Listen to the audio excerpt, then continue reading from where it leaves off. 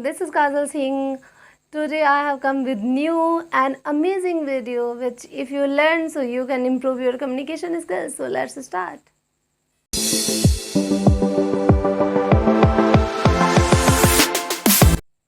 So today we are going to learn verb to be and we will come to know what is the meaning of verb to be and where we use.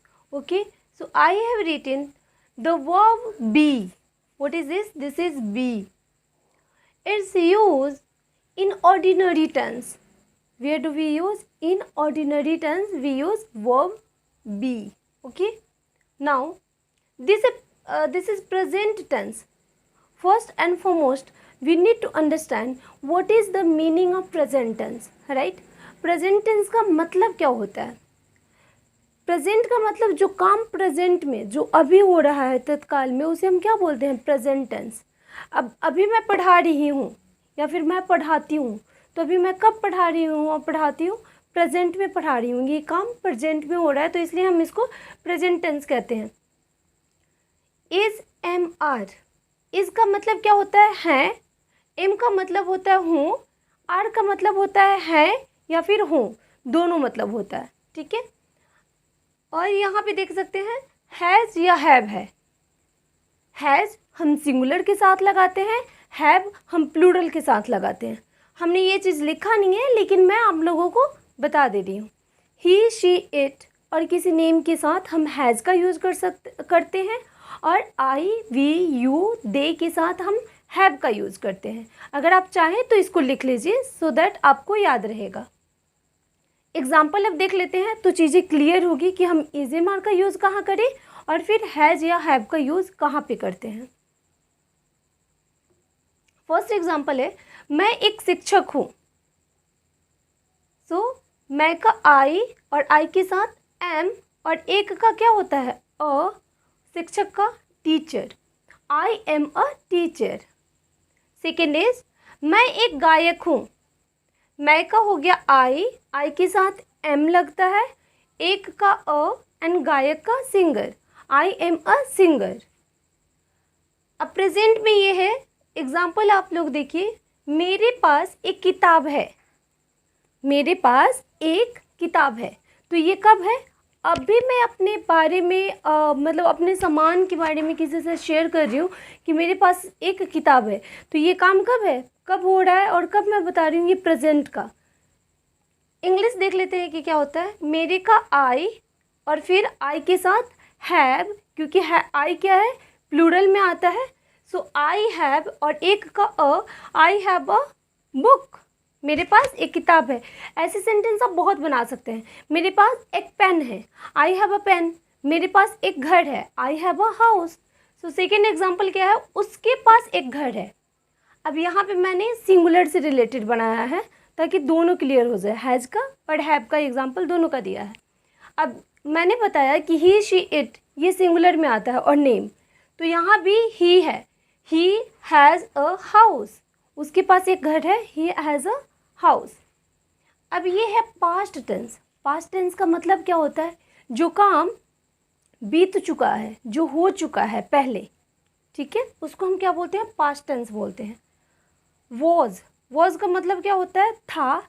And कुछ लोग इसको where pronounce करते हैं जो कि गलत है. इसका क्या होता है? वर्ड. वर्ड मीन्स थे. एंड ये क्या है? हैड है. हैड मीन्स पास था. एग्जाम्पल अब देख लेते हैं. एग्जाम्पल देखेंगे तो और भी चीज़ें समझ में आएगी. मैं एक डॉक्टर था. अब मैं बोल रही हूँ कि मैं एक शिक्षक थी. तो मैं अभी के बारे में, प्रेजेंट के बारे में नहीं बता रही हूँ, मैं पास्ट के बारे में बता रही हूँ कि मैं पहले एक टीचर थी. तो सेंटेंस से ही पता चल रहा है कि प्रेजेंट की बात नहीं हो रही है, पास्ट की बात हो रही है. तो वैसे ही एग्जाम्पल दिया गया है. मैं एक डॉक्टर था. मैं का आई, था का वॉज एंड एक का a doctor. I was a doctor. अब ये देखेंगे कि वॉज किसके साथ लगाते हैं, वर्ड किसके साथ लगाते हैं? वॉज सिंगुलर के साथ लगाते हैं लेकिन उसमें एक प्लूरल सब्जेक्ट आता है जो कि है आई. ही शी इट के साथ तो वॉज लगाते हैं, उसके साथ ही साथ हम आई के साथ भी वॉज का यूज़ करते हैं. और प्लूरल जो है आई तो नहीं, यू वी दे के साथ हम वर्ड का यूज करते हैं। तो मैं साथ ही साथ बताते जा रही हूँ कि वॉज कहाँ यूज़ करेंगे, वर्ड कहाँ यूज़ करेंगे। अब ये है वे लोग वहाँ थे। वे लोग का क्या होता है, दे मीन्स होता है वे या फिर वे लोग। वे लोग वहाँ थे, दे, एंड फिर थे का क्या होगा, वर। दे वर, वहाँ का there, they were there. Past में ये देख लेते हैं, हैड का मतलब क्या होता है, पास था। मेरे पास एक कार था। तो सेंटेंस से पता चल रहा है कि कार है नहीं अभी मेरे पास, पास्ट में था, पहले था, अभी कार नहीं है। ठीक है। सो मेरे का आई और पास था के लिए क्या होता है, had. I had a car. Second example, मेरे पास एक गाय थी। मेरे का आई, पास थी के लिए क्या होगा, had. I had a car. अब मैं हैड के बारे में बता दूं कि हैड का यूज़ करते हैं। हैड के लिए हम हैड का यूज़ हम सिंगुलर के साथ भी कर सकते हैं, प्लूरल के साथ भी कर सकते हैं। ही शी इट के साथ भी हम हैड का यूज़ करेंगे, और फिर आई यू वी दे के साथ भी हम हैड का यूज़ करेंगे। आप चाहो तो ये चीज़ को लिख लो, सो दैट ये चीज़ें आपकी जो मिसकंसेप्शन कह सकते हैं या फिर क्लियर हो जाए। This future tense. अब ये देखेंगे कि फ्यूचर टेंस किसे कहते हैं। फ्यूचर टेंस उसे कहते हैं जो काम फ्यूचर में होने वाला है, उसे हम फ्यूचर टेंस कहते हैं। जैसे कि अभी मैं बोल रही हूँ कि मैं कल आपको पढ़ाऊँगी, तो ये मैं कब पढ़ाऊँगी, कल पढ़ाऊँगी, मीन्स आने वाले कल।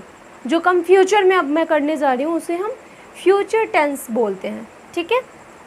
एग्जाम्पल देख लेते हैं, एग्जाम्पल से चीज़ें समझ में आएगी। और ये एक टाइप का छोटा सा स्ट्रक्चर है, विल शैल प्लस बी। इसका मतलब होता है होगा। एग्जाम्पल, वह एक लड़की होगी, वह का she.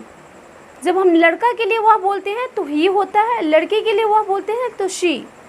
She will be, she के साथ फिर मैंने विल लगा दिया और ये जो बी है यहाँ पे आ गया। She will be a girl. वह अमीर होगा, ही विल बी रिच। ठीक है। Now next is will shell plus have. Will shell plus have का मतलब क्या होता है, पास होगा। एग्जाम्पल, मेरे पास एक अच्छा परिवार होगा। ठीक है। तो उसका इंग्लिश क्या होगा, मेरे का I will have a good family. Next is मेरे पास एक अच्छा दोस्त होगा, I will have a good friend. Video में जब मैं पढ़ा रही थी तब मैं वीडियो में आ गई थी, मैं साइड हट जाती हूँ, आप लोग स्क्रीनशॉट चाहो तो ले लो, सो दैट आप लोगों को लिखने में प्रॉब्लम ना हो। ठीक है।